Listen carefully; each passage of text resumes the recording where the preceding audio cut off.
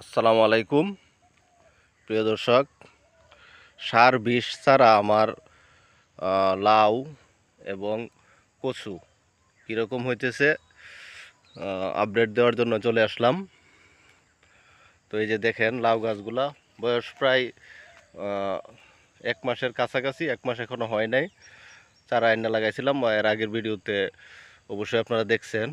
তো এই গাছটাই হচ্ছে সবচেয়ে ছোটো, আর না অন্যান্য গাছগুলা কিন্তু বড় হয়ে গেছে অলরেডি। তো এখানে কিন্তু কোনো ধরনের সার দেওয়া হয় না। এই যে বাকি গাছগুলো আপনাদের দেখাই, এই গাছটা কিন্তু অনেক বড় হয়ে গেছে, মানে উচ্চতায় আমার চেয়ে অনেক বড় হয়ে গেছে। এই যে দেখেন প্রায় গুড়ির মধ্যে উঠে গেছে। এখন হচ্ছে গুড়িতে দিয়ে দিব আর কি। এই দেখেন এখন হচ্ছে এটা মানে এই গুড়ির মধ্যে দিয়ে দিব। তো সবগুলা গাছই মোটামুটি ভালো বড় হয়ে গেছে। এই যে দেখেন ওই পাশেও আপনার মোটামুটি অনেক বড় হয়ে গেছে। আর কচু হচ্ছে আপনার এই যে পরিষ্কার করে দিতে হবে, কচুর মধ্যে ঘাস হয়ে গেছে।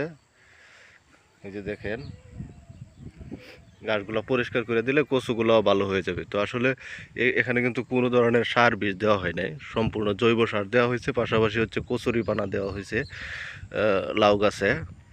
আমরা যদি নিজেরা এইভাবে সার বিষ ছাড়া ফসল তৈরি করতে পারি, সবজি, তাহলে কিন্তু রোগমুক্ত থাকার একটা ইয়া হবে আর কি।